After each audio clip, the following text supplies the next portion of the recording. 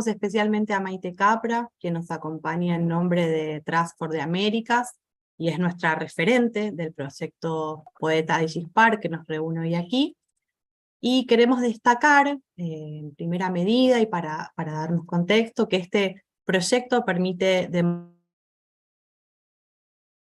democratizar entornos y herramientas digitales, y en este sentido ya hemos capacitado a más de 2.000 docentes y 600 personas emprendedoras, juventudes y ciudadanía en general, generando así más y mejores oportunidades educativas y laborales. Así que sin más, les agradecemos su presencia en el día de hoy y damos comienzo. Muchas gracias. Gracias, Micaela, por la bienvenida. Mi nombre es Cintia Giolito.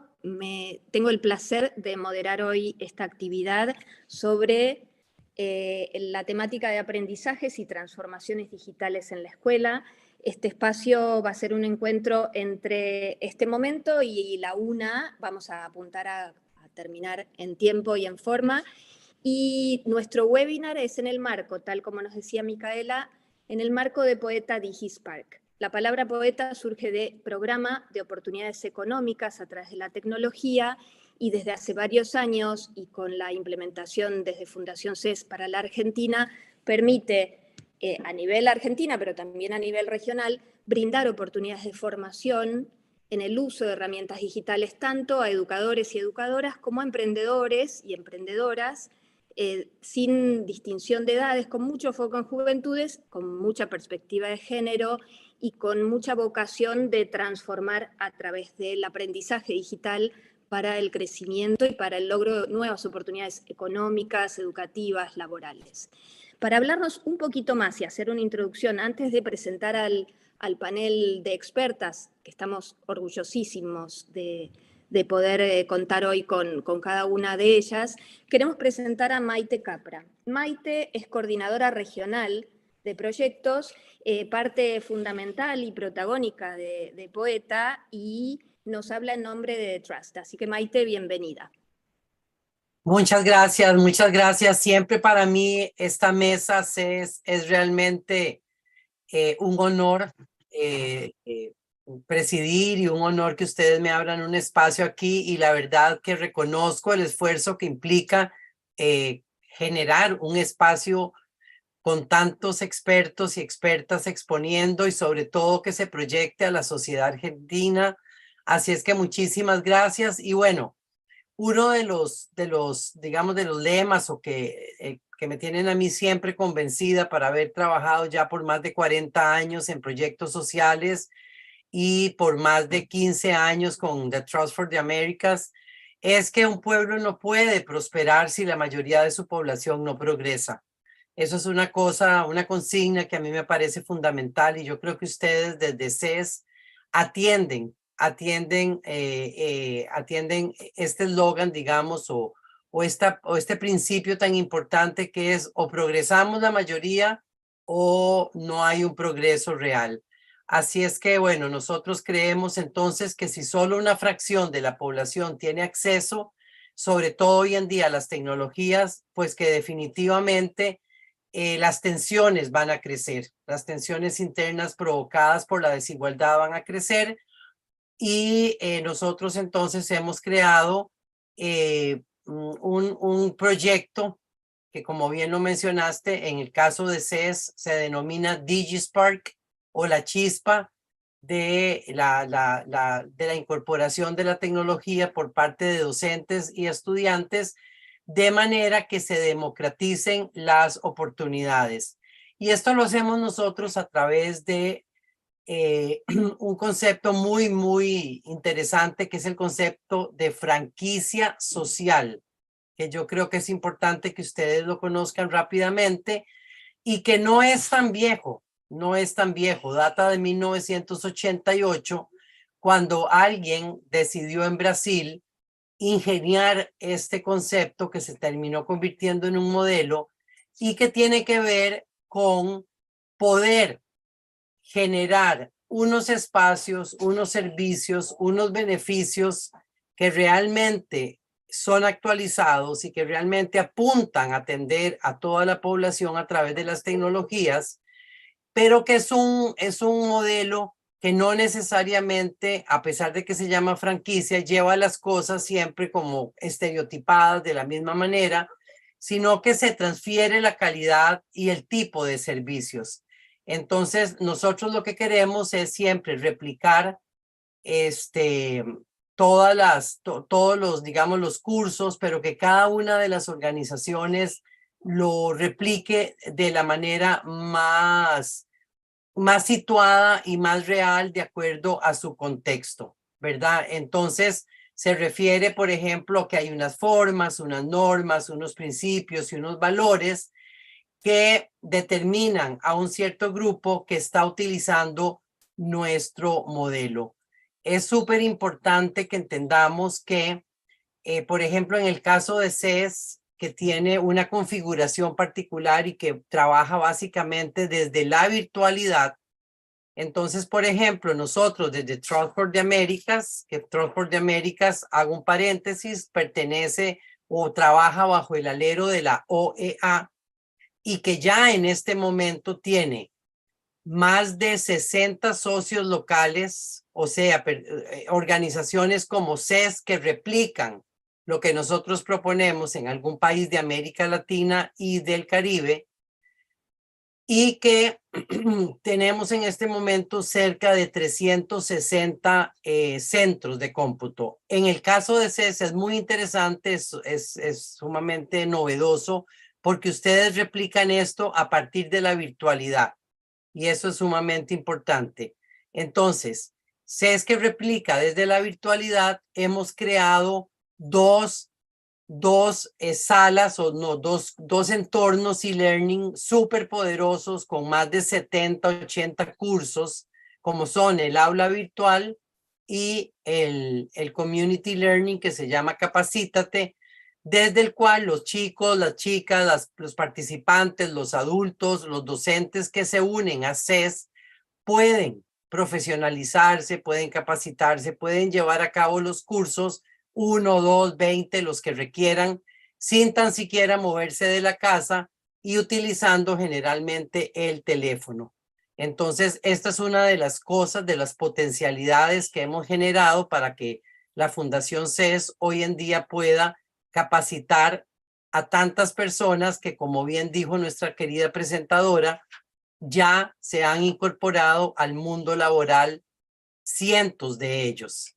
Entonces, bueno, con esta pequeña introducción lo que quiero es nada más que sepan que para the Trust for the Americas, para la franquicia social Poeta, ha sido un honor trabajar ya por varios años con la Fundación CES, de manera que nos aseguremos que muchos y muchas chicas de Argentina están dando un salto cualitativo, usando las tecnologías de manera productiva, especializándose digo porque van desde manejar un mouse porque no lo sabían hacer, empezando a navegar en la tecnología, utilizando herramientas Office, hasta llegar a ser usuarios muy especializados, utilizando entornos de programación, creando apps, creando sus propios páginas web, etcétera. Así es que tenemos a todo el rango poblacional, dando mucho énfasis a personas con discapacidad, a personas vulneradas, a personas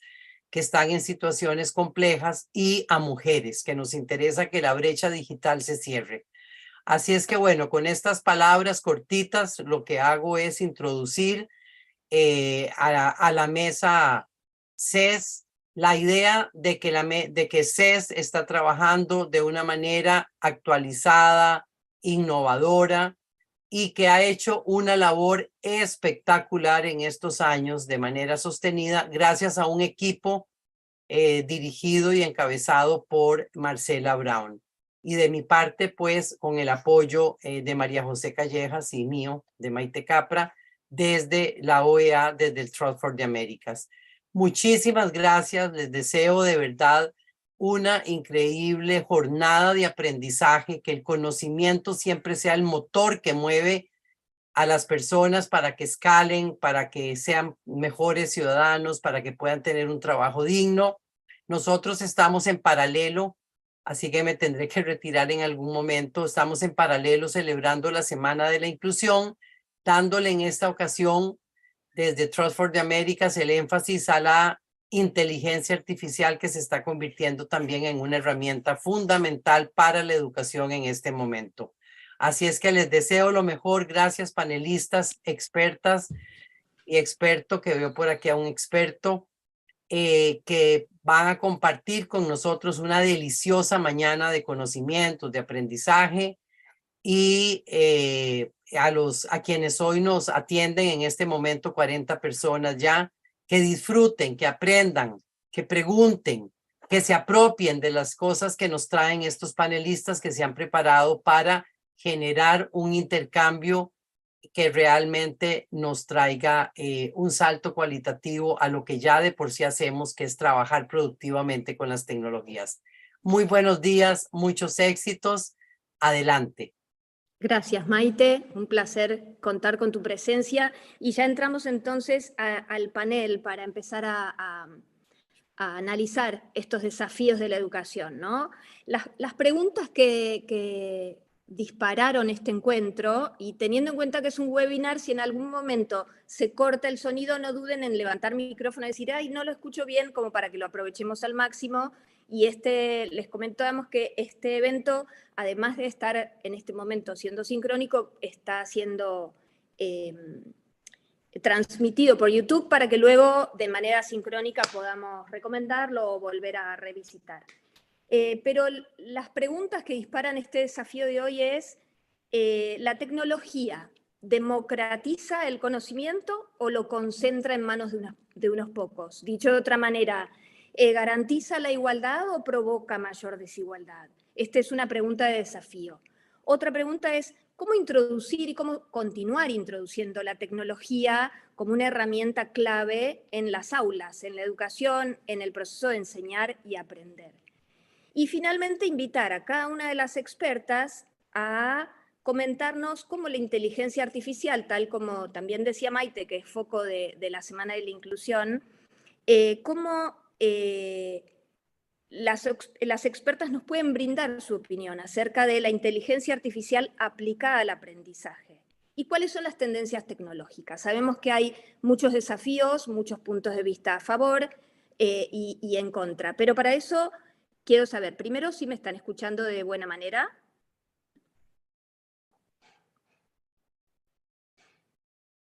Me parece que no. Se escucha perfecto. Ay, Sí, qué sí, suerte, se escucha gracias, muy Silvia. bien. Bien. Perfecto, Entonces, perfecto. Perfecto. Gracias por la respuesta.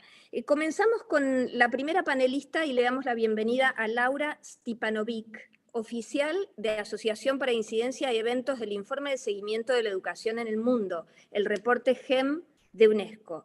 La presencia de cada panelista está estimada en unos 10 minutos para que con apoyo de material audiovisual o sin apoyo de material audiovisual nos puedan brindar su opinión y luego presentar a la siguiente panelista para después abrir a un tiempo de preguntas y respuestas. Las preguntas que el auditorio considere pueden volcarlas en el chat o sus comentarios, y Dolores González Chávez, que es comoderadora y que está participando en la organización, va a poder filtrarlas, armarlas, como para que nosotros las tengamos en cuenta al momento del intercambio con el auditorio. Bueno, Laura, bienvenida. Gracias por estar hoy acá. Bueno, muchísimas gracias, Cintia, y gracias a ustedes por la invitación. Creo que les voy a dar una mirada un poco más amplia, un poco más de lo que pasa a nivel global. Tenía una presentación, pero creo que es mejor ceñirme simplemente a los 3 puntos que vamos a tratar y hacer esto de manera más interactiva, sobre todo porque estamos 30 y también si quieren hacer alguna pregunta, no duden en hacerla. Antes de ahondar en las preguntas, contarles un poco quiénes somos y a quién represento. Somos el informe de seguimiento de la educación en el mundo. Este es un informe que es albergado y publicado por la UNESCO, pero es independiente y tiene el objetivo de la comunidad internacional y el mandato de todos los países del mundo para hacer seguimiento a los objetivos de desarrollo sostenible relativos a educación. Entonces es sobre todo el ODS 4, Y en este sentido, publicamos una serie de informes temáticos. Desde que empezamos a trabajar en el 2000, hemos publicado 18 informes, abordando todo tipo de temas, desde los actores no estatales en la educación, la inclusión, la primera infancia. Y este último informe del cual vengo a hablar es sobre la tecnología en la educación. Cuando empezamos a prepararlo fue hace casi más de 2 años. De hecho, cuando se eligió el tema lo elige una junta asesora. La pandemia de la COVID todavía no existía, entonces nosotros siempre decimos que fuimos bastante visionarios porque la tecnología estaba ahí, se hablaba del poder que tenía para democratizar el conocimiento, se hablaba, por supuesto, de lo que eran los digital divides, pero todavía no teníamos esa experiencia en la vida real de lo que fue COVID, cuando millones de estudiantes tuvieron que transitar de un momento al otro a lo que era la enseñanza en línea, y también cuando nos dimos cuenta que la tecnología y esta promesa de la tecnología que tenía esta idea de que podía dar acceso a todos, en realidad no lo hizo. Entonces, cuando empezamos a escribir el informe, tuvimos toda la crisis del COVID, de la cual aprendimos muchísimo. El informe no trata solamente sobre el COVID, de hecho hace una mirada bastante histórica, lo que ha sido el uso de las tecnologías en la educación, desde la radio, la televisión, los teléfonos celulares. Toma una visión de la tecnología que abarca no solo la tecnología digital. Entonces, para nosotros el papel es una tecnología, el transporte es una tecnología. Entonces, realmente creo que tenemos una mirada bastante más amplia. Y nos vimos enfrentados realmente a un reto que era la inteligencia artificial que llegó cuando estábamos acabando de escribir el informe. Entonces, también cómo posicionarnos sobre esto, qué oportunidades tiene, cómo va a transformar la educación. Entonces, para responder a la primera pregunta, ¿democratiza el conocimiento o no? Es una pregunta bastante difícil. La respuesta realmente es un sí, pero no. Creemos que ha dado y ha brindado oportunidades de acceso a miles de millones de personas. El uso de la tecnología ha aumentado drásticamente. Tenemos, por ejemplo, la matriculación en los cursos en línea masivos, que creció a al menos 220 millones en 10 años. Entonces, imagínense, hace 10 años pasamos de 0 a 220 millones. Pero ¿qué pasa? Que este acceso está limitado, suele ser para los países de altos ingresos, no está accesible para todo el mundo, tenemos problemas de validación con títulos universitarios. Entonces sí, es un paso, pero todavía hay muchísimas cosas que hacer. Tenemos otros ejemplos muy importantes de lo que es acceso a la electricidad, a la infraestructura, a los teléfonos celulares, a los portátiles, y esto se vio bastante, o sea, se mostró muchísimo durante la crisis de COVID, que decíamos, bueno, seguimos con la educación en línea, vamos a transitar a esto, pero el problema es que muchísimos niños no tenían conectividad en sus hogares, bueno, ya no la tenían en las escuelas y tampoco la tenían en los hogares. Entonces, oportunidad sí, pero tenemos primero que realmente tratar de abordar todas estas brechas. Y saltando y un poco haciendo relación con la tercera pregunta sobre la inteligencia artificial, nosotros llamamos a tener muchísima cautela con esta mirada transformadora que se dice que tiene que tener, porque ¿cómo podemos hablar de transformación cuando todavía miles de niños ni siquiera tienen acceso a una electricidad, si me entiendes? O tampoco tienen acceso a un dispositivo. Entonces, sí, tiene un potencial gigante, pero como lo tuvo Internet hace 30 años y estamos mucho más lejos de realmente ver todo el impacto que puede tener.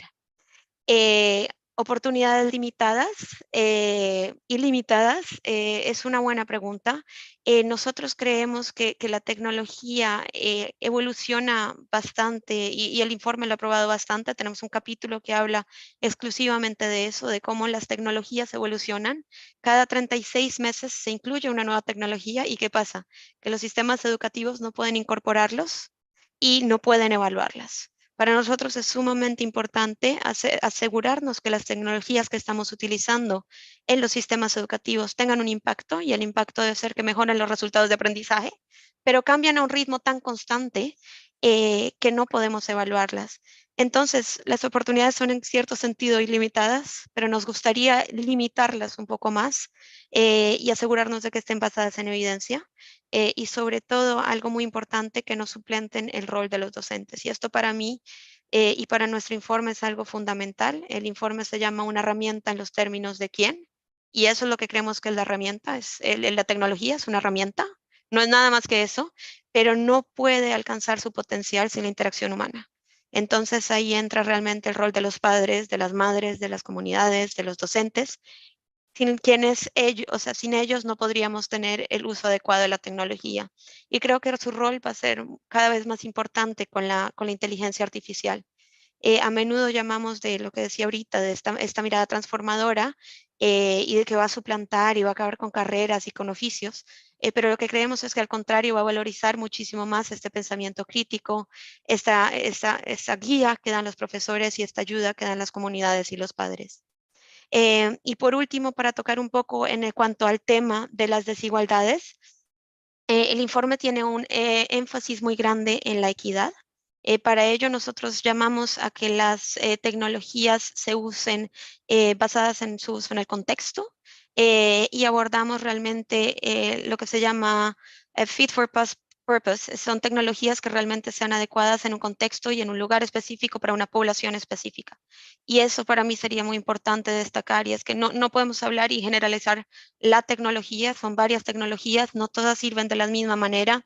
Tenemos el caso de los alumnos con discapacidad para los cuales un tipo de tecnología específica es necesaria, para los cuales es importante apoyos en el aula. Tenemos el caso de las niñas que tienen otro tipo de apoyos, que tienen otro tipo de desafíos. Tenemos el caso de las personas en situación de emergencia. Tenemos las personas en situación de ruralidad, para quienes, por ejemplo, la radio es sumamente importante y es el único acceso que tienen. Entonces, es bastante interesante también no mirar a la tecnología más desarrollada. Esta no tiene que ser necesariamente quien tiene el mayor impacto. De hecho, lo que hemos mostrado es que, por ejemplo, las telesecundarias en México, que llevan más por 20 años, han mejorado los resultados del aprendizaje en 19 puntos porcentuales. Tenemos el caso de la radio en varios países del Pacífico, de las islas del Pacífico, que realmente su impacto en el aprendizaje ha sido muchísimo más que las plataformas de aprendizaje. Entonces, ¿a qué llamamos? La tecnología debería ser un apoyo, no debería exacerbar las desigualdades, y tenemos que realmente ver cuál sirve en cada contexto y para qué tipo de población, para asegurarnos de que cumpla este objetivo final, que es democratizar el conocimiento. Gracias, Laura. Y luego te vamos a pedir que nuevamente recuerdes cuál es el informe y si tenemos acceso para la lectura. Nos quedan como algunas preguntas ahí como para rehacer, así que las dejo ahí a un costadito. Pero sí presento ahora a Roxana Morduchovics, doctora en comunicación, asesora principal de UNESCO en Ciudadanía Digital y autora del libro Inteligencia Artificial, ¿Necesitamos una nueva educación?, publicado por la UNESCO. Roxana, muy bienvenida. Muchas gracias, Cintia. Voy a tratar de usar estos 10 minutos para enfocar las 3 preguntas que plantearon. En primer lugar, yo también creo que la tecnología tiene un enorme potencial y que puede definitivamente contribuir a mayores oportunidades educacionales y laborales. Pero con algunas condiciones, digamos. Durante mucho tiempo, la expresión inclusión digital se definía por el acceso a las tecnologías e Internet. Los que tenían acceso eran los incluidos, los conectados, y los que no tenían acceso, los excluidos. Y esto está bien porque el acceso es el punto de partida. De lo contrario, se priva a muchos sectores de oportunidades educativas y laborales. Ahora, ¿el acceso puede ser la única dimensión que define la inclusión digital? ¿La inclusión digital solo se puede definir por el acceso? No. El acceso es punto de partida, pero tampoco puede ser punto de llegada. Si no, alcanzaría con que los estados, los gobiernos nacionales, municipales, provinciales, proveyeran de equipamiento para hablar de inclusión. Sin embargo, esto no es así. Hoy se habla de nuevas brechas digitales, y estas nuevas brechas digitales están definidas por la utilización, es decir, por la capacidad que tenga un docente o un estudiante de utilizar las tecnologías en todo su potencial. Por ejemplo, si cuando busca información en la web, que es una actividad muy frecuente entre los estudiantes, es de hecho la segunda actividad más importante después de navegar en redes sociales, si cuando busco una información en la web, ya sea para responder a la tarea escolar o por inquietudes personales, lo que hace es quedarse con el primer link que encuentra en el buscador porque cree que es el más seguro o el que tiene más antecedentes para hablar del tema, cuando con frecuencia es el que pagó para figurar primero, ahí tenemos un problema de un uso limitado de Internet para buscar la información, porque se puede quedar con un link, con un sitio que por empezar puede ser falso, puede ser de dudosa credibilidad o erróneo. Y entonces, si no sabe buscar información en la web, hablamos de una nueva brecha digital. O si sube demasiada información personal a la web sin medir las consecuencias y el alcance, porque cree que solo sus amigos verán lo que sube. O sea, si sube demasiada información personal y no sabe lo que significa la huella digital, ahí estamos hablando de una falta de capacidad para usar las tecnologías de manera reflexiva. Entonces, hoy las nuevas brechas digitales no son respecto del acceso solamente, sino por la falta de capacidad para utilizar la tecnología en todo su potencial. Entonces, ¿cómo debemos introducir la tecnología? La debemos introducir, desde UNESCO creemos, en el marco de lo que llamamos fortalecer una formación en ciudadanía digital.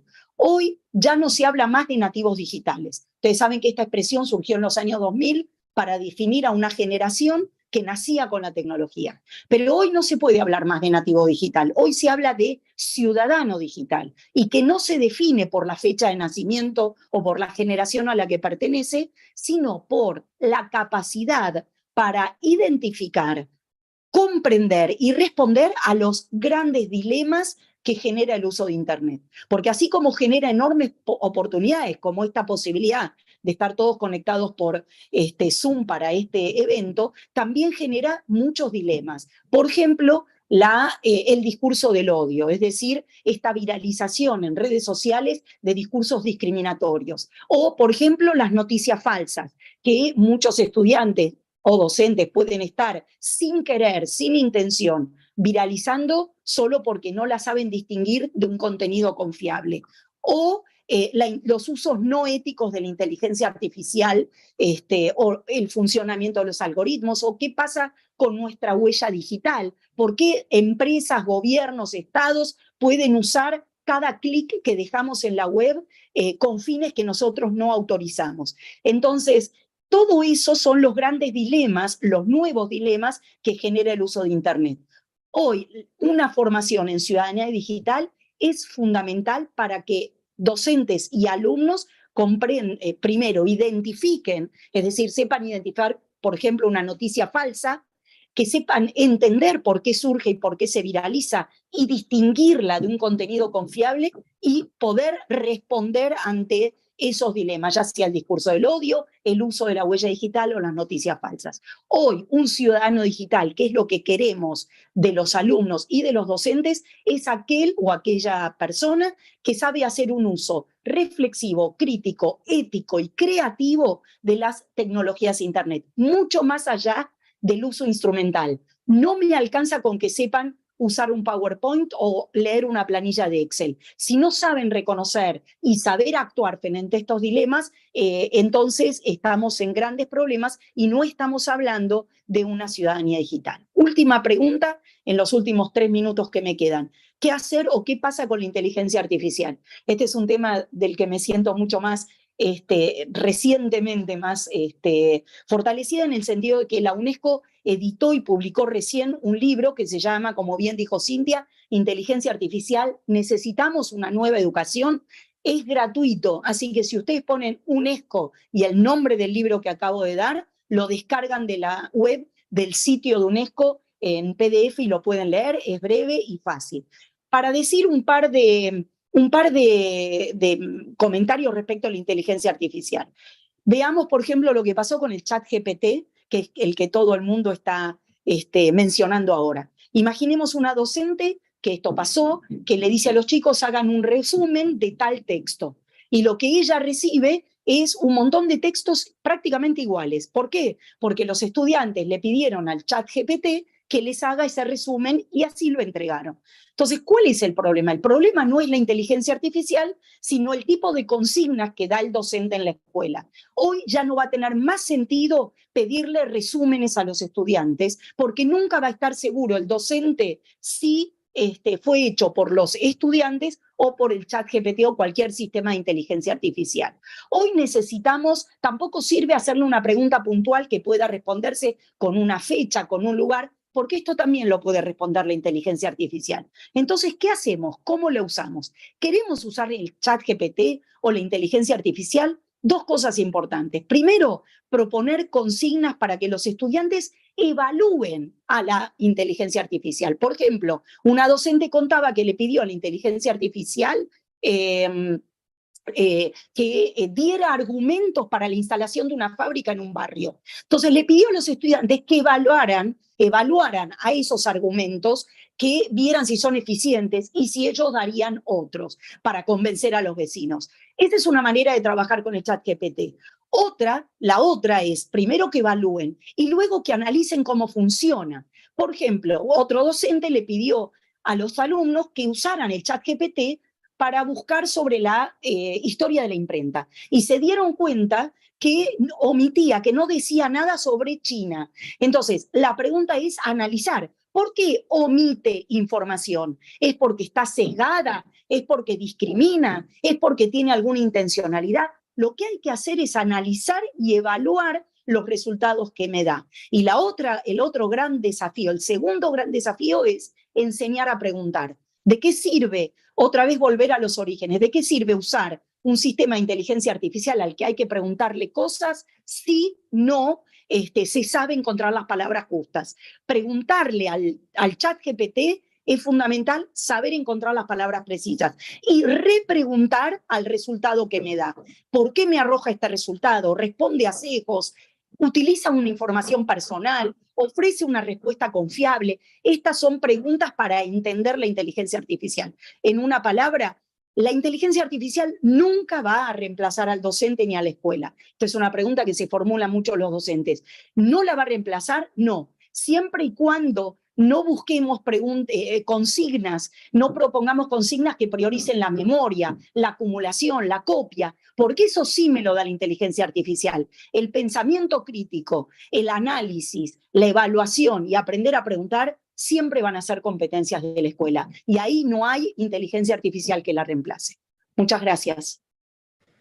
Gracias, Roxana. Qué placer escucharlas y cuántas preguntas que se siguen abriendo, ¿no? Y van empezando como a compartir información y algunos comentarios en el chat, el auditorio.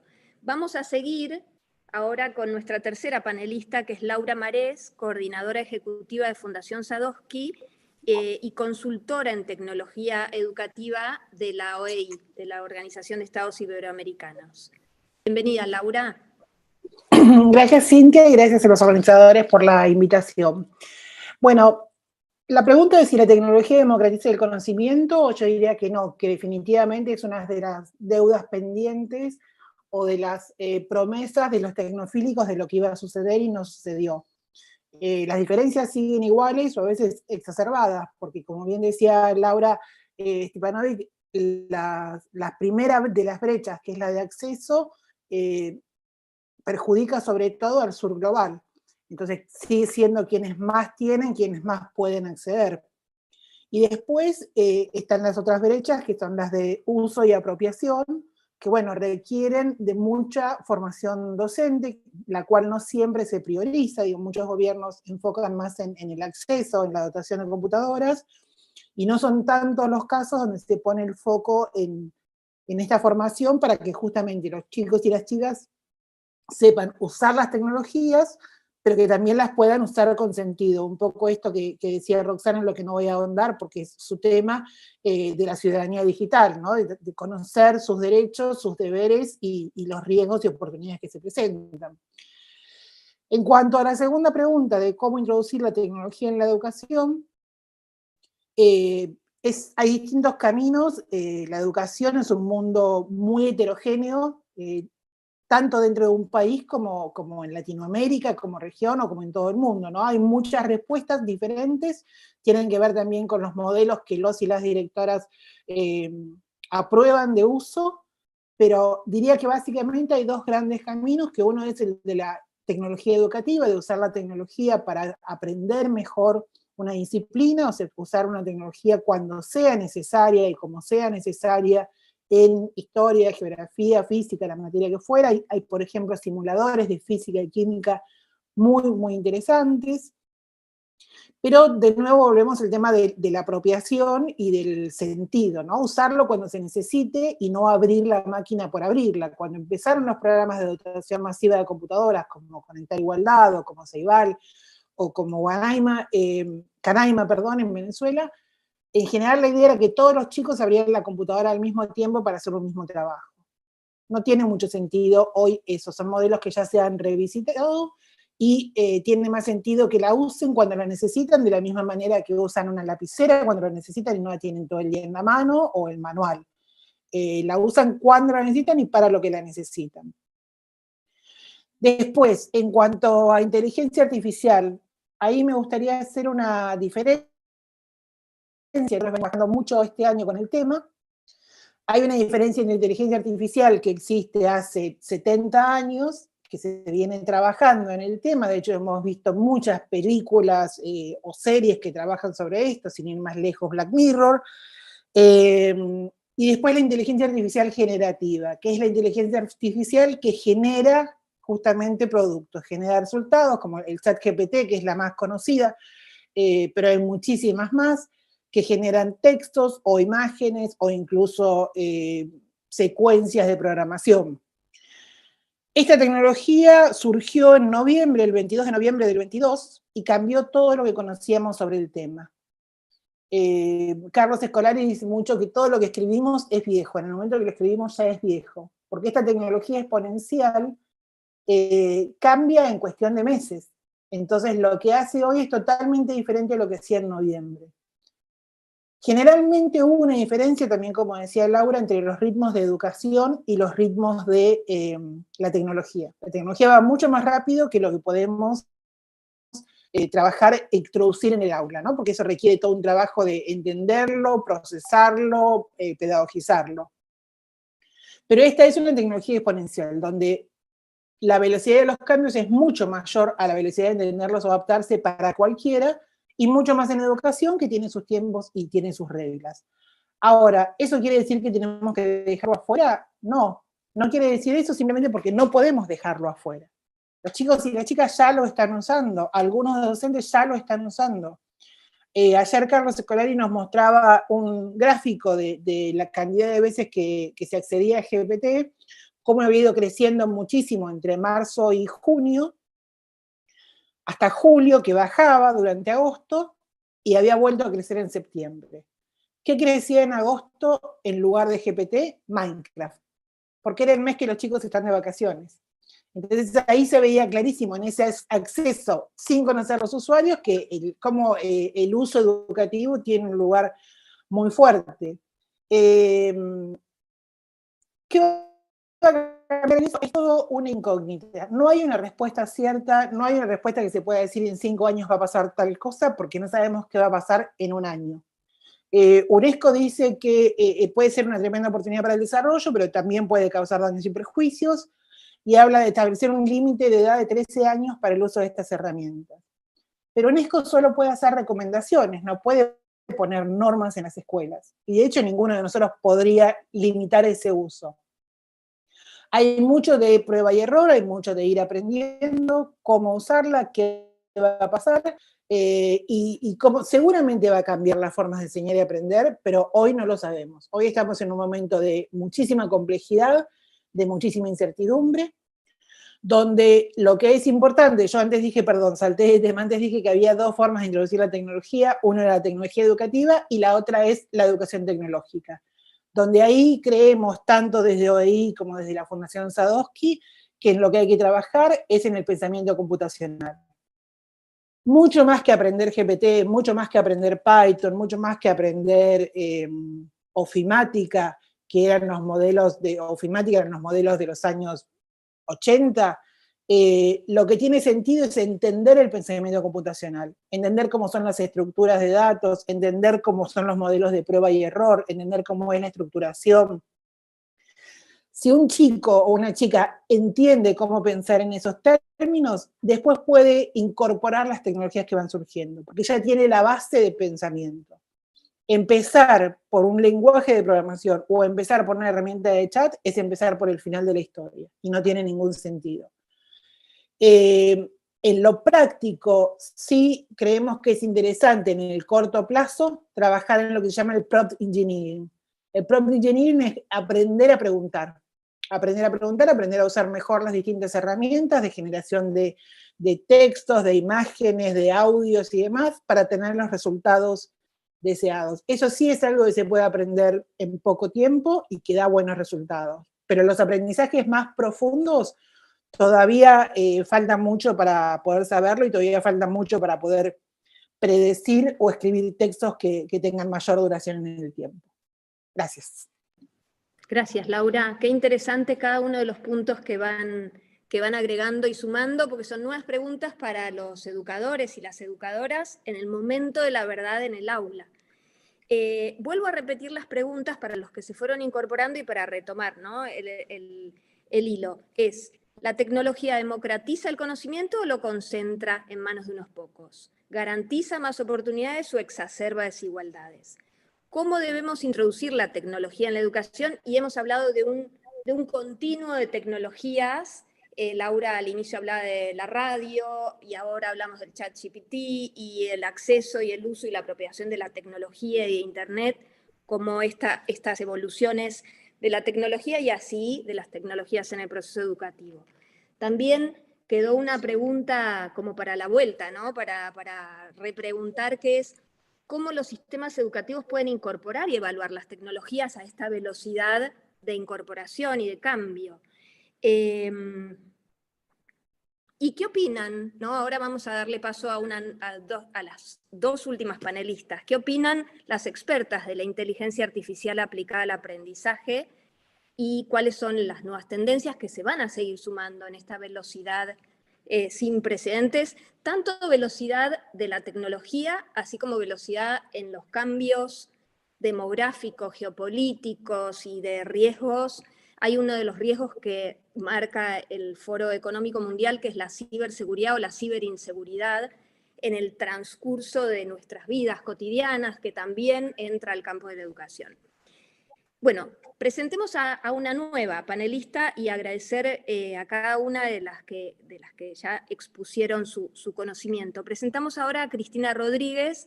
Ante todo la presento como docente, doctora en Ciencias de la Educación, directora de Tecnología Educativa de la Secretaría de Educación y Empleo del municipio de Vicente López. Bienvenida, Cristina.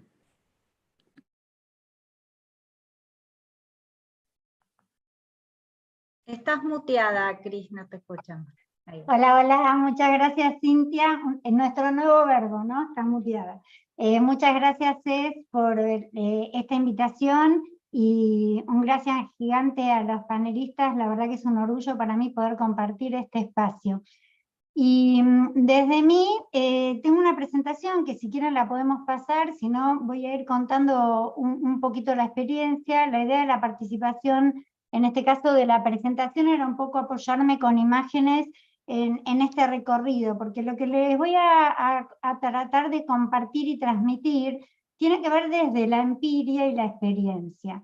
Yo soy docente hace 4 décadas ya, por eso me encanta decir que más que nada mi rol es el de docente, y un poco aunando los criterios de lo que vienen diciendo mis colegas. A mí me parece muy importante lo que estuvo compartiendo Laura, ¿no? El tema de esto de las tecnologías en educación y lo que tiene que ver con el rol y la interacción humana, ¿no? También, que fue una de las cosas que dijo Maite. Podemos pasar a la siguiente. Desde mi experiencia les voy a contar un poco el contexto, la visión y la misión de esta experiencia de más de 25 años, algunos hitos que nos hicieron comprender los conceptos de los entornos tecnológicos de integración digital, estos procesos de integración, cómo los fuimos resolviendo, y los entornos de innovación que nos llevaron a cómo estamos trabajando hoy con inteligencia artificial. Podemos seguir adelante. Dentro de este contexto les quiero contar, vengo trabajando hace más de 26 años en el municipio de Vicente López, 30 en tecnología educativa, Y en este sentido lo que pudimos llevar adelante es un proyecto en todos los niveles, desde maternales a tercera edad, que tiene que ver un poco con lo que se estuvo hablando en este panel, ¿no? El tema de una visión de enseñar y en un camino no solo desde el enseñar, tanto aprender como docente y alumno o estudiante, sino también desde la visión de ciudadano, ¿no? Y comprender lo que tiene que ver los caminos entre la educación y la sociedad. Y desde este recorrido quiero sobre todo dar valor porque no es un rol único, o sea, mi rol está compartido con un equipo de docentes para docentes, que creo que hacen el valor y el potencial a esto, ¿no? Como decían también mis colegas Maite y en el caso recién de Laura, el rol de cómo enseñamos y cómo aprendemos, y cómo lo transmitimos en esta secuencia de enseñar a pensar, que creemos que es lo más importante. Desde el equipo, si querés podés pasar a la otra imagen, tenemos 4 hitos importantes. Yo vengo de ser profesora de informática cuando existía el SOF y el JAR, y se dejaba mucho de lado esto del rol de la persona, del individuo. Entonces, en este momento nos dimos cuenta que lo más importante justamente era poder desarrollar un equipo de docentes para docentes. Ahí trabajamos en una coordinación con referentes, en la formación, en lo que tiene que ver con la capacitación. Generamos un portal Entramar gratuito, y ahí va un poco el tema de la igualdad para todos. Todo el contenido que generamos que a través de este programa, que es sustentable y sostenible, porque es de docentes para docentes, no es una empresa que nos lleva adelante trabajando con esto, sino que es todo contenido desde nuestra experiencia, que lo vamos registrando desde el cómo hacerlo, con qué hacerlo, y tratando de compartir con todos los docentes para poder generar una transformación. Esto nos acompaña un tercer hito, que es la capacitación docente constante y continua, que quiero contarles que dentro del portal AVE, Aulas Virtuales Entramar, también entramos desde un lugar gratuito, donde tratamos de, lo que decimos es suelos bajos y techos altos, y como decía también Laura en una de en las primeras panelistas, tratando de ir de lo más sencillito a lo más complicado para que todos los docentes sean capaces de poder capacitarse, con cursos autoasistidos en su tiempo, en su espacio, y comprender que es viable la posibilidad de incorporar la tecnología. Después tenemos un hito importante, que es el empoderamiento de la práctica, que lo que hacemos es tratar de que el docente, tanto en el portal como en congresos o en experiencias, pueda relatar su experiencia y pueda compartirla con otros, ser evaluada y a la vez repensar y trabajar ese proceso metacognitivo de su práctica. Pasamos a la siguiente. Dentro de esto, lo que descubrimos a través de una investigación, que es parte también del análisis en esta empiria, es que no siempre que las cosas se capacitan y se presentan o se incorporan, se puede decir que está apropiado. Y ahí hay una diferencia muy importante que también la dijo recién Laura Manes. El docente no solo necesita tener una capacitación y decir aprendo tal o cual recurso. Hay todo un proceso que tiene que ver con la significación, como decía Lewin, que si el docente no la incorpora para sí mismo, la significa para sí, es muy difícil que la pueda transmitir a sus alumnos. Entonces, este recorrido nos lleva a primero implementar, incorporar, significar y apropiar para lograr estos entornos de integración digital. Podemos pasar a la siguiente. Dentro de esto, a lo largo de los recorridos de todo lo que tiene que ver con la innovación, trabajamos con otros proyectos y programas como el de STEAM. Y ahí lo que vamos es, nosotros veníamos trabajando con programación desde 2017, trabajando todo lo que recién decía Laura también, la resolución de problemas, el enseñar a aprender, la sistematización en los algoritmos o las secuencias de orden lógico, pero nos dimos cuenta que nos estaba faltando algo también, que era cómo hacemos para trabajar lo que es la ingeniería o el pensamiento en diseño desde las aulas. Entonces, desde ese lugar, lo que empezamos a incorporar fue una formación también, no solo pedagógica, sino técnica, porque también, como decía en los comienzos Maite, nosotros nos damos cuenta que no solo es la herramienta, sino que lo fundamental es la pedagogía del docente y el docente. Por eso todo nuestro proyecto es de docentes para docentes, y ahí lo que trabajamos es metodologías activas, aulas de aprendizaje desde alumnos que puedan decir qué estoy aprendiendo, cómo lo estoy aprendiendo, que descubran esa pasión por el conocimiento y que cuando trabaja con varias disciplinas, no interprete cuál está trabajando, sino que está utilizando todo en lo que trabajamos en aprendizaje basados en proyectos. Después, bueno, trabajamos contenido y competencia, que ahí a veces es como que uno interpreta, bueno, ¿y qué es contenido y qué es competencia? Bueno, tenemos que basarnos en un currículum, tenemos que basarnos en un contenido, pero también tenemos que saber qué contenido nos lleva a determinada habilidad desarrollada y qué nos aporta eso en el recorrido de enseñanza tanto como de aprendizaje. Y después, por supuesto, el trabajo en equipo y grupal, pasamos a la siguiente, que es una de las tareas que más nos benefician, el trabajo en lo que tiene que ver con las distintas instancias o individualidades que nos llevan al trabajo en equipo. El video está dentro de una página que se llama Entornos de Innovación, lo pueden ver después entrando al portal Entramar, y ahora voy al último punto que tiene que ver cómo incorporamos inteligencia artificial. El tema de trabajar de docentes para docentes lo que nos hace es poder empatizar con todos los niveles, y yo creo que eso es una riqueza también muy importante. ¿Cómo hacíamos para decir esto está bien, esto está mal? ¿Cómo hacemos para confluir todas estas ideas con las familias, con los directivos, con las escuelas? Y bueno, lo primero que hicimos fue empezar a investigar entre nosotros y por volcar todo lo que investigamos dentro del portal. Después tuvimos la oportunidad de convocar a Rodrigo Fábrega, un doctor del MIT, que trabajó en todos los lineamientos del MIT, en lo curricular, que tiene que ver con inteligencia artificial, y desde ahí tuvimos una apertura, que fue algunas secuencias y orientaciones pedagógicas para todos los niveles, que se los recomiendo, está gratuito desde IA, y también lo tenemos nosotros publicado acá en la página, porque la realidad es nos pasaba lo que nos dijo Laura. Los chicos están usando inteligencia artificial en el secundario. Una de las profes le preguntó quién está usando inteligencia artificial y algunos se animaron a levantar la mano, otros nos comentaban que los papás se los prohibieron. Entonces teníamos que definir cuál iba a ser nuestra brújula, cuál iba a ser nuestro sendero para decir, bueno, vamos por aquí. Primero investigar y saber para qué sirve. Pero lo que sí estamos seguros, como decían mis colegas, que como en el pasado estuvo Internet,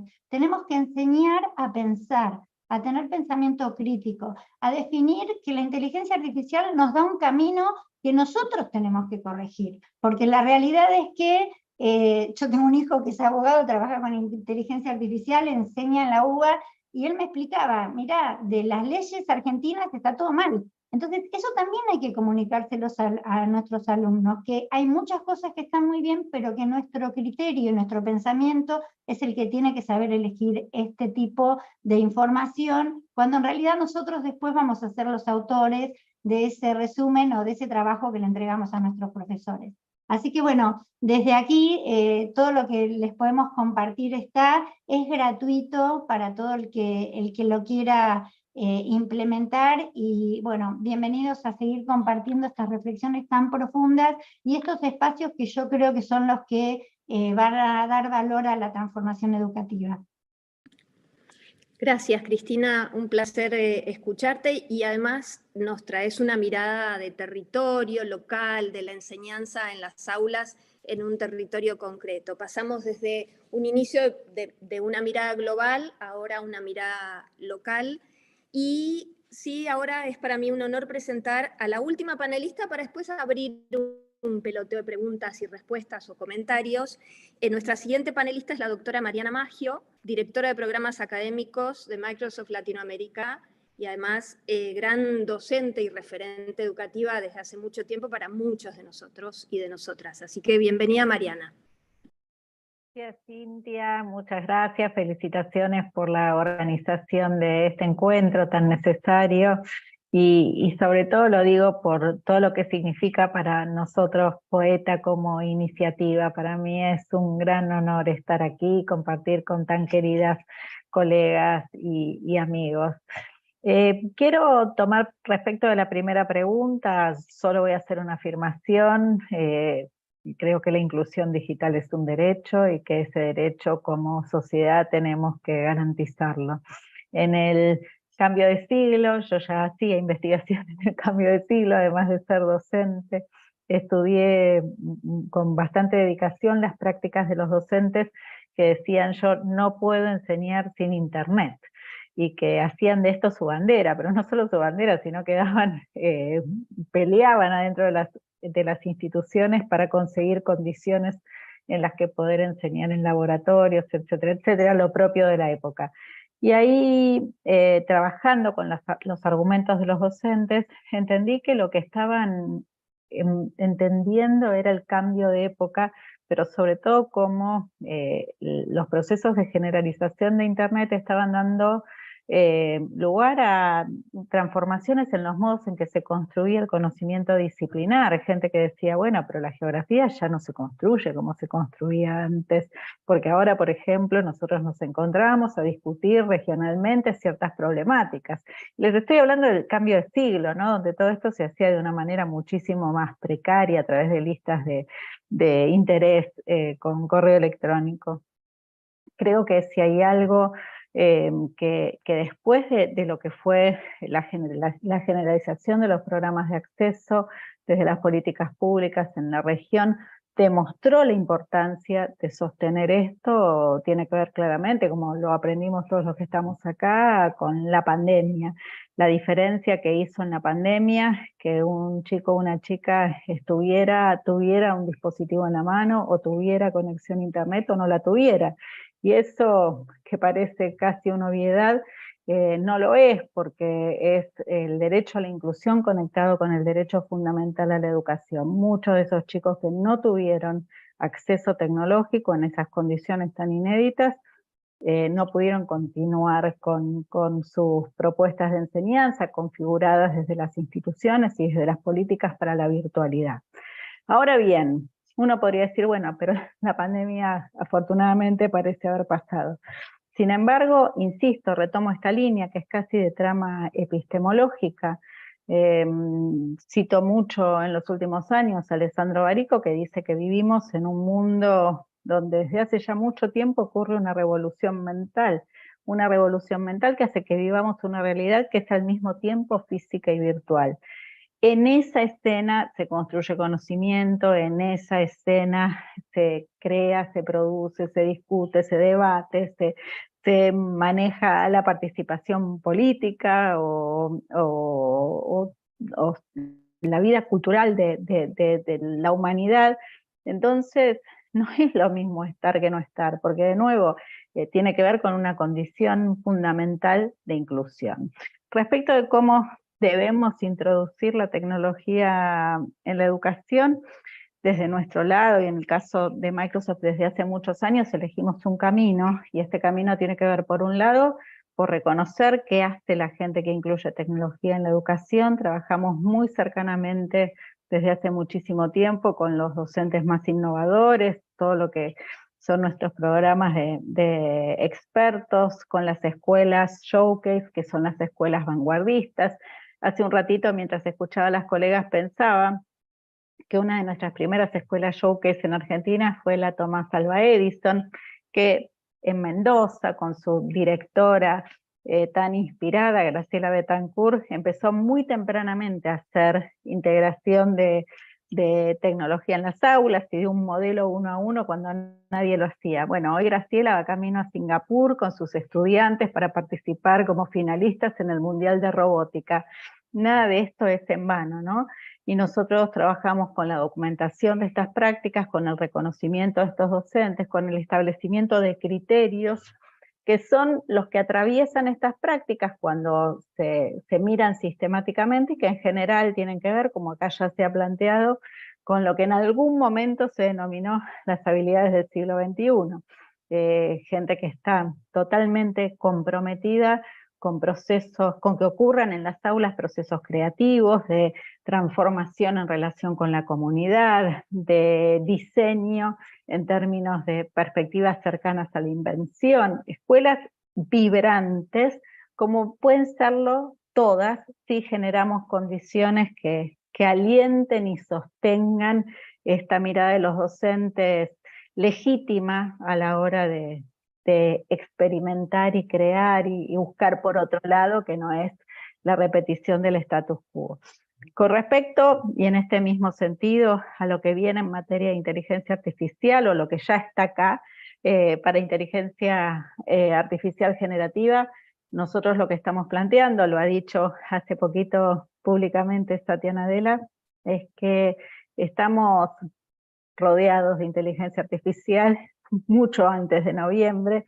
Sin embargo, esto no nos resulta tan visible, por eso se plantea acá tanto, y está bien que así lo hagamos, el tema de, bueno, cómo entender críticamente las lógicas, discutirlas, tensionarlas.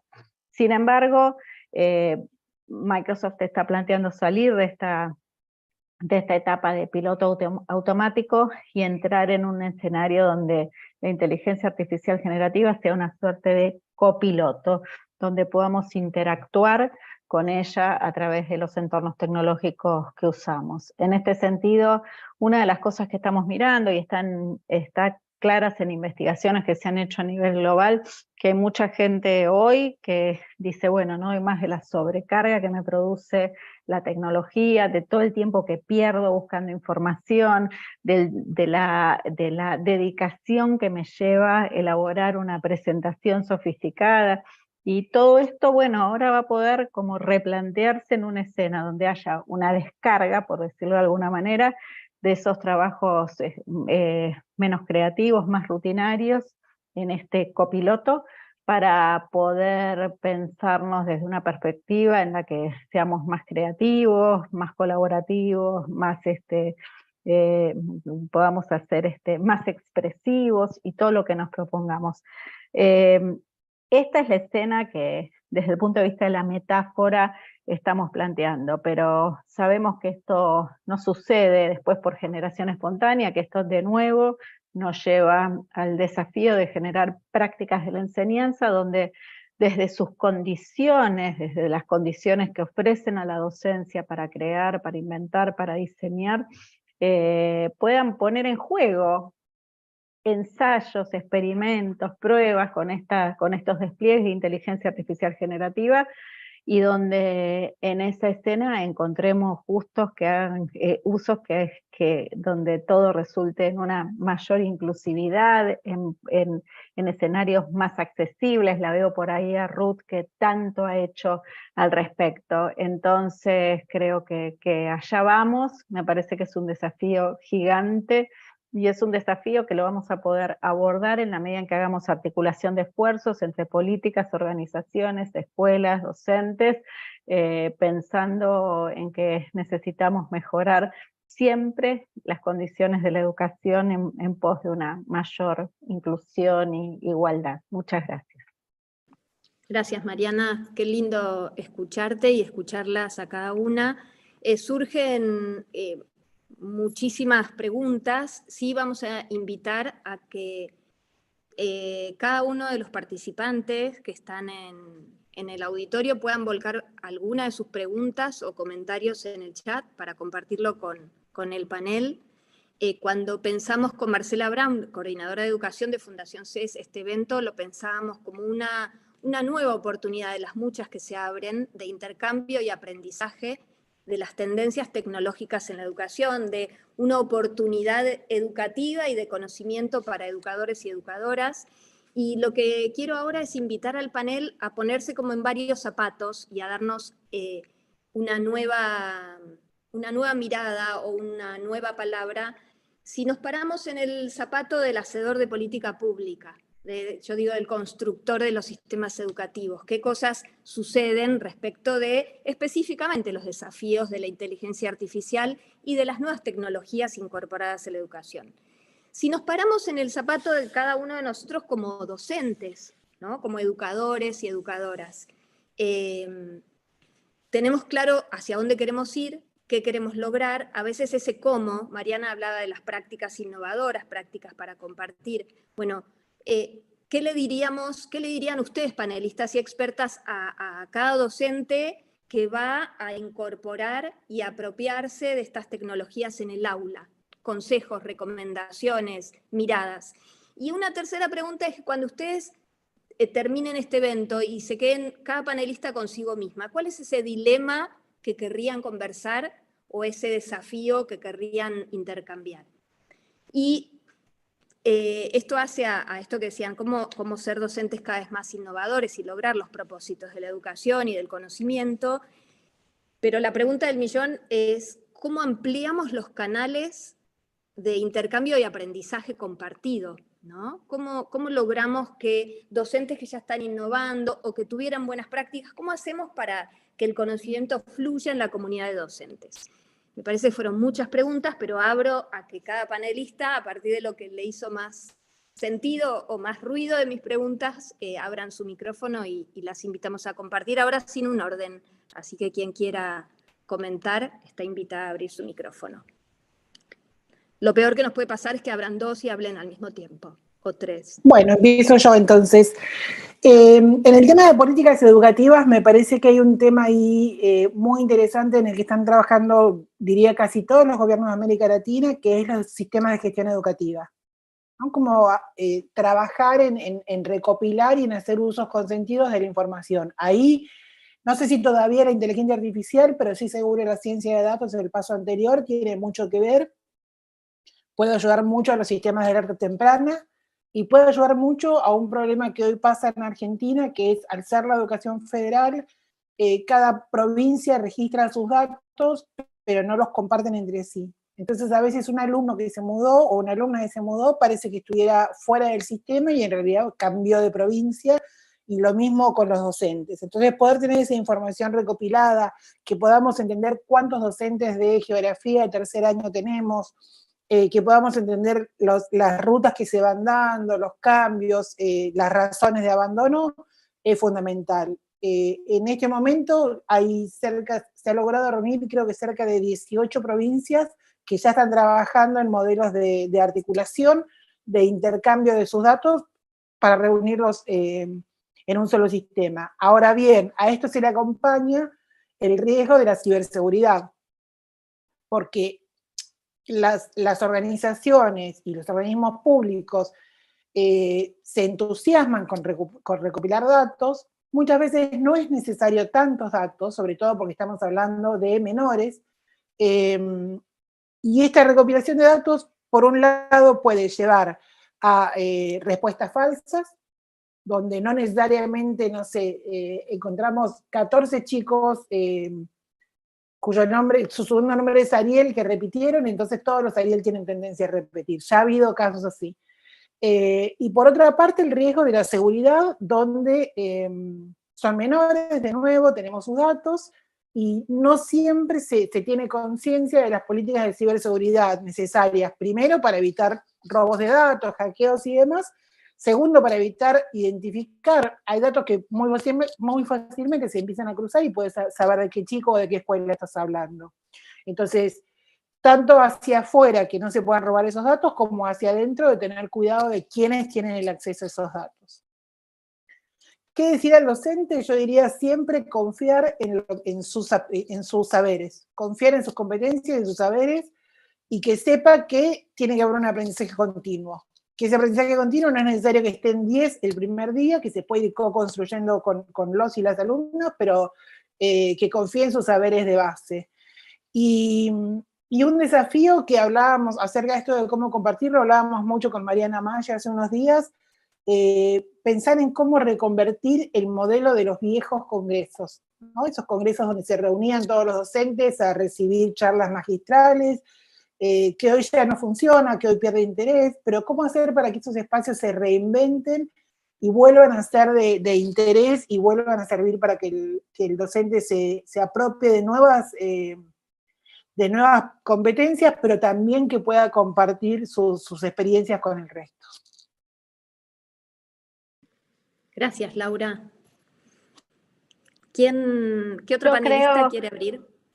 Cintia, creo que retomando las cuestiones que plantea Laura, lo que diría desde las políticas, generar condiciones para el rediseño de las prácticas de la enseñanza, con más aire, con mucho apoyo, por supuesto con inversión, con los procesos de especialización que son necesarios por la aceleración de la transformación que estamos viviendo. Y a mis colegas docentes, digo, lo que estamos planteando en nuestro equipo, en nuestros proyectos, creo que es bastante urgente, si me permiten decirlo, poner manos en la masa, experimentar.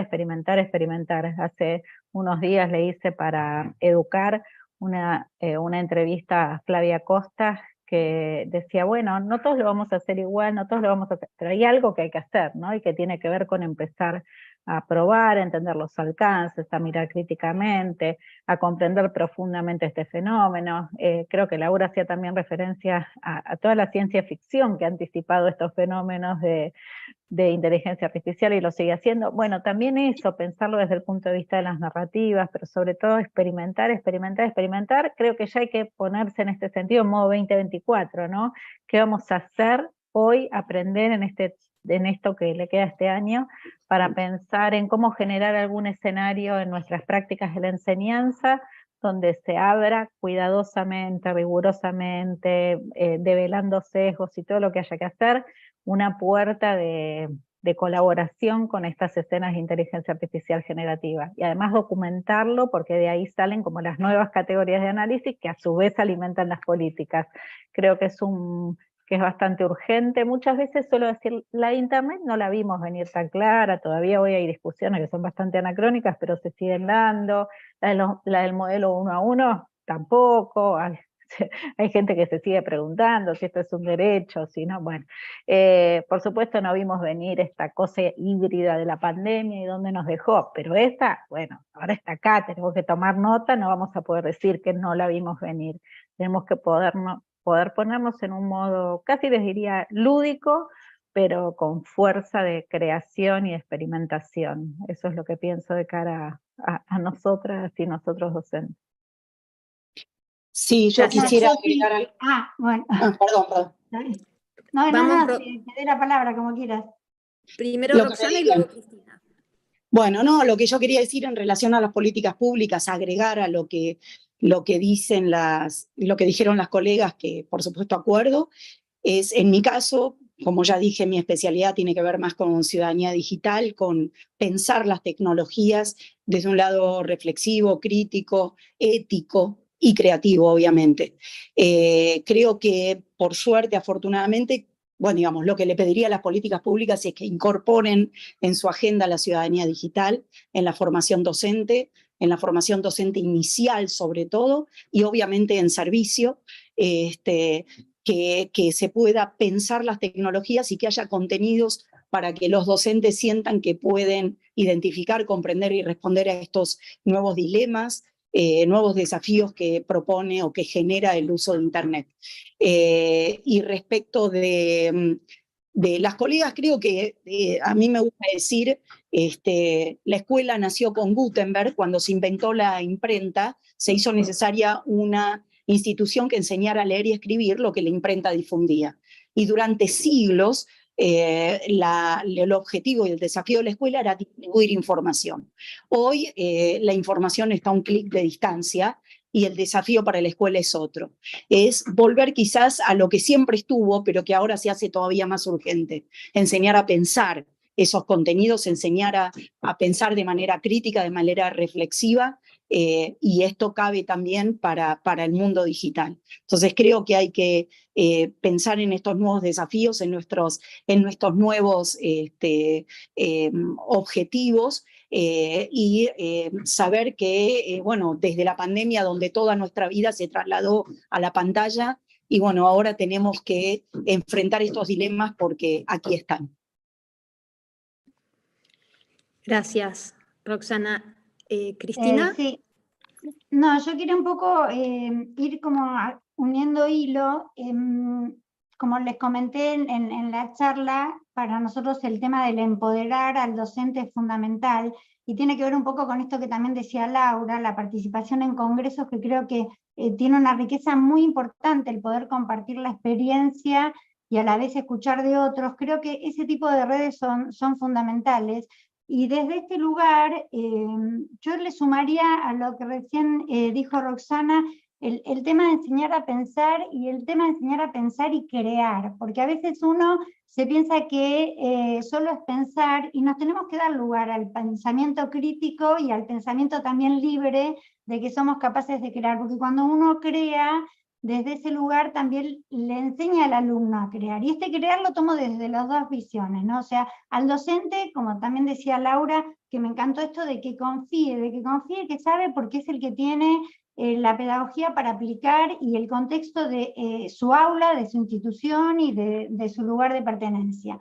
Y desde este lugar también el de construir y co-crear, pero no solo entre docentes y con docentes, sino también con los alumnos, que a veces desde este lugar de, bueno, los docentes sabemos todo que ya está perdido en el pasado, la participación de los alumnos para mí también es muy importante en todo este replanteo de las nuevas prácticas, porque como nos pasó a nosotros y les conté que preguntamos a los chicos quién lo estaba usando y todos lo estaban usando, no podemos dejar de lado esto también, ¿no? Como que para nuestros alumnos, como para nosotros está la información, para ellos también, y este desafío es muy importante porque creo que la co-creación es entre docentes, o sea, la institución, los directivos, las familias y nuestros alumnos también. O sea que desde ya es un desafío muy grande y desde el tema de las políticas públicas creo que no puede quedar para nada fuera. Y justamente también quiero aportar algo acá. Yo tuve la oportunidad de estar en el reporte en Montevideo de la UNESCO, y mi lugarcito y mi aporte fue también que contemplemos a las infancias en todo esto, porque hablamos de derechos y hablamos de ciudadanía, y bueno, hoy este lenguaje que es tan importante, que es que todos tengamos acceso a internet y todo, también le corresponde a la infancia. Así que, bueno, eso para compartir con todos. Gracias, Cristina. Laura Stepanovic. Sí, gracias, Cintia, y gracias a todos por las intervenciones. O sea, me parece que es realmente muy interesante esta idea del pensamiento crítico de las competencias digitales. Nuestro informe tiene todo un capítulo que ahonda en esto, proponiendo el marco de la Unión Europea como un marco a seguir, como un marco ejemplo. Pero esta parte de la ciudadanía digital y lo que decía Rosana del uso reflexivo, crítico, ético y creativo es algo que realmente nosotros también proponemos en el informe, y que bueno, es un informe de 500 páginas, entonces no puedo ahondar en todo. Tenemos un capítulo sobre docentes que también habla también de la importancia de las comunidades de aprendizaje y del hecho y el rol principal que juegan los docentes en esta transmisión de conocimiento y la capacitación que se debe darse. Pero quiero realmente enfocar mi pregunta en los hacedores de política. Nuestro informe es un informe que está destinado a gobiernos, no está destinado a docentes, es un insumo para docentes, pero realmente nuestra audiencia y nuestro público principal son los gobiernos. Y tratamos de hacer el cambio de arriba para abajo. A veces el cambio debería ser de abajo para arriba, pero bueno, estamos más en el nivel político. Y lo que nosotros hemos hecho es lo que llamamos un compás, una brújula. Lo tenemos bastante bien ilustrado en el informe. Hemos tomado las flechas del teclado para hacerlo de manera fácil de retener, y pedimos que los gobiernos, antes de utilizar y de decidir implementar cualquier tecnología en el aula, se hagan 4 preguntas. La primera es si la tecnología es escalable, la segunda si es sostenible, la tercera si es apropiada, y la cuarta si es equitativa. Y esto realmente creemos que abarca no solo para los hacedores de política, puede abarcar para todas las personas que se enfrentan a la decisión de implementar o no una tecnología. Y acá, por supuesto, entra todo el tema del currículo y las competencias digitales, pero creemos que este marco de 4 preguntas principales es fundamental, porque con frecuencia decidimos implementar una, pero no tenemos en cuenta el impacto en el medio ambiente o los costos a largo plazo. Decidimos implementar algo, pero no sabemos si es escalable y puede aumentarse para todos los alumnos. Entonces, este compás que hemos hecho es lo que realmente esperamos que los hacedores de política utilicen, y lo encuentran en el informe. Eso por mi lado. Gracias, Laura. Es un honor escuchar a cada una de ustedes. Parece que una de las grandes propuestas, los que tuvieron tiempo de leer los distintos intercambios en el chat, parece que hay una propuesta que viene firme, que es que todos concuerdan en realizar un congreso sobre estos temas. Así que en algún momento este evento, así como otros, van a seguir tomando cuerpo y van a seguir teniendo continuidad, porque sabemos que son temas que permanentemente están desde distintas organizaciones e instituciones brindándonos conocimiento y oportunidades. Para terminar, sí sería muy, muy interesante, así como nos paramos en los zapatos del hacedor de política pública, el del sistema educativo, el del docente, ahora mirando las transformaciones sociales, las transformaciones educativas, mirando desde el lugar de la familia, mirando desde el lugar de ese chico o chica que está creciendo y que se va a formar como adulto con ese desarrollo de competencias digitales, transferibles, sociales, emocionales, ¿qué pensamiento final, así en una oración o en una pequeña reflexión tiene cada una de las panelistas respecto a qué desean para ese niño o niña que se va a convertir en un adulto, para una sociedad próspera, para una sociedad de conocimiento y de desarrollo para cada persona? Y sobre todo en esto que decíamos desde el inicio, una sociedad equitativa, ¿no? Con oportunidades para cada una de esas personas. ¿Qué le desean y qué imaginan para ese niño o niña como futuro adulto? Volviendo un poco para atrás, digo, para lo básico, yo lo que le desearía es que tenga una buena alfabetización literaria y matemática, o sea, que tenga comprensión lectora, que pueda escribir y que pueda manejar las operaciones básicas.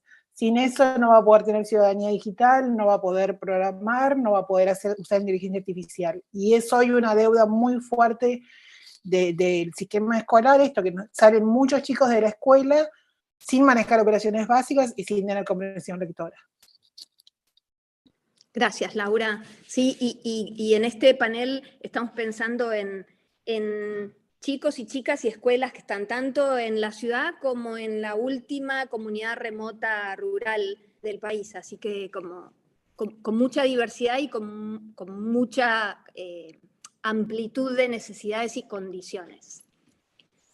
Cintia, en nuestro caso decimos que en todas las condiciones, en las más difíciles, cada uno, cada una y también colectivamente puedan realizar todo el potencial, ¿no? Y eso para que tengan la vida más plena posible. Para mí la vida más plena posible es con inclusión plena, con derecho al acceso al nivel superior en materia de educación y a su finalización y a las mejores oportunidades en el mundo del trabajo y en su vida en general. Gracias, Mariana. Yo en mi caso me sumo a todo lo que dijeron las colegas para un mundo mejor, digamos, que el que todos queremos vivir. Y vuelvo siempre al mismo tema. Hoy es difícil pensar en una ciudadanía plena sin el ejercicio de una ciudadanía digital.